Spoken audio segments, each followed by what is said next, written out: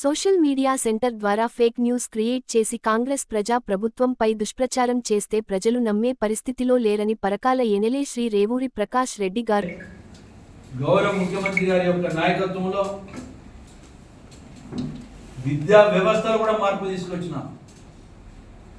ఇవాళ ప్రతి నియోజకవర్గంలో కూడా young India integrated residential schools అని చెప్పి ఇంటర్నేషనల్ స్టాండర్డ్స్ తోటి ఒక్కొక్క ఇంటిగ్రేటెడ్ రెసిడెన్షియల్ స్కూలు 250 కోట్లతో నిర్మించబోతున్నాం. దాంట్లో మన పరకాలకు కూడా, మా పరకాల లాంటి నియోజకవర్గానికి కూడా శాంక్షన్ అయిన విషయం కూడా తీసుకొస్తున్నాం. అంటే ఎడ్యుకేషన్ మీద పూర్తిగా నిర్లక్ష్యం చేశారు. వాళ్ళ మనం చూస్తే కనీసం బీసీలను వేసే దౌర్భాగ్య పరిస్థితి ఆ రోజు చేసే పరిస్థితి లేకుండా. కానీ ఇవాళ మేము యూనివర్సిటీలకు బీసీలను వేసినాం, ఒక ఉద్యోగం లేదు ఇవ్వలేదు అంటున్నారు. ఇవాళ 55,000 మంది పైన ఉద్యోగస్తులను ఇచ్చినాం. ఇవాళ ఫేక్ న్యూస్ డెవలప్ చేసి మీ యొక్క ఐటీ విభాగంలో మీ పార్టీ పరంగా నిర్వర్తిస్తున్న సోషల్ మీడియా సెంటర్లో 125 మందితో నడుపుతున్నారు. మీరు ఫేక్ గ్రూప్స్ అన్ని క్రియేట్ చేసి ఫేక్ న్యూస్ ద్వారా ప్రజల్ని మభ్యపుచ్చాలని ప్రయత్నం చేస్తున్నారు. కానీ వాళ్ళ ప్రజలు నమ్మడానికి సిద్ధంగా లేరు అని చెప్పి ఈ సందర్భంగా మనం చేస్తున్నారు. అసలు రైతు ఆత్మహత్యల మీద మాట్లాడే మీకు నైతిక హక్కు ఉన్నదా అని చెప్పి అడుగుతున్నారు. మొన్న హరీష్ రావు గారు రైతు ఆత్మహత్యల మీద స్పెషల్ ప్రోగ్రామ్ అని తీసుకొని నల్గొండ అంటే తిరుక్కుంటూ కొన్ని ప్రాంతాలు తిరుక్కుంటూ ఈవెన్ సంఘానికి కూడా రావాలని ప్రయత్నం చేసిండు. సంఘంలో కూడా చూస్తే మీరు ఒకసారి పల్లారిగూడకు చెందిన బానోతు తిరుపతి కూరగాయల తోటలో పండిన సొరకాయలను తీసుకుపోయి అమ్మితే 3,000 రూపాయలు వస్తే ఆ 3,000 రూపాయలు కూడా బెల్ట్ షాపులో అప్పుడు డబ్బులు కట్టిండు 1,500 రూపాయలు.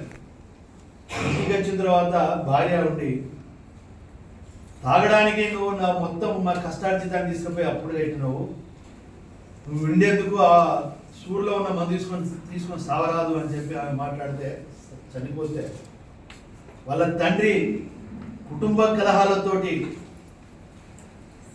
ఆత్మహత్య చేసుకున్నాడని చెప్పి పిటిషన్ ఇస్తే దిగజారుడు రాజకీయాలు చేస్తున్నారు. దాన్ని రైతు ఆత్మహత్య కింద చిత్రీకరించారు. అంటే ఏ విధంగా మీరు తప్పుడు మాటలతోటి ప్రజల్ని మభ్యపూస్తున్నారనే దానికి ఇది ఒక నిదర్శనం. అదే కాకుండా మీరు చూస్తే వాళ్ళ రైతు రుణమాఫీ కింద 1,73,529 రూపాయలు. మరొకసారి చెప్తున్నా, ఆ కుటుంబానికి, ఈ బానోతు తిరుపతి కుటుంబానికి 1,73,529 రూపాయలు 16/8 అంటే ఆగస్టు 16వ తారీఖున వాళ్ళకి ఖాతాలో పడ్డాయి. అంటే దీన్ని బట్టి కూడా అర్థమవుతుంది ఏ విధంగా బ్రోకర్ మాట్లాడి ప్రజల్ని తప్పుదారు పట్టిస్తారో మనకు అర్థమవుతుంది. ఇంకొకటి మాట్లాడిన వాళ్ళు మీరు ఒకసారి చూస్తే 10 సంవత్సరాలలో ఒక్క రైతు ఆత్మహత్య జరగలేదు. ఈ ప్రభుత్వం సంవత్సరం పూర్తి వరకు 420 మంది రైతులు ఆత్మహత్య చేస్తున్నారని మాట్లాడింది. ఈసారి తప్పుడు సమాచారంతో చనిపోయిన వాడికి పోయి కండువ కప్పినట్టుగా మనం చూసినాం. తెలంగాణ ఉద్యమం అప్పుడు ఒక అన్నాడు 1,600 మంది యువకులు బలిదానం చేసుకున్నారని చెప్పి అన్నారు.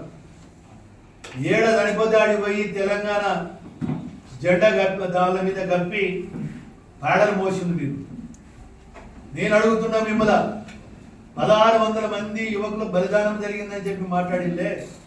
10 సంవత్సరాలలో తెలంగాణ ఉద్యమంలో ఆత్మహత్యలు చేసుకున్న వారికి ఉద్యోగాలు ఇస్తాము, ఆర్థికంగా చేస్తామని చెప్పి మీరు చేసింది ఎంతమంది కండి?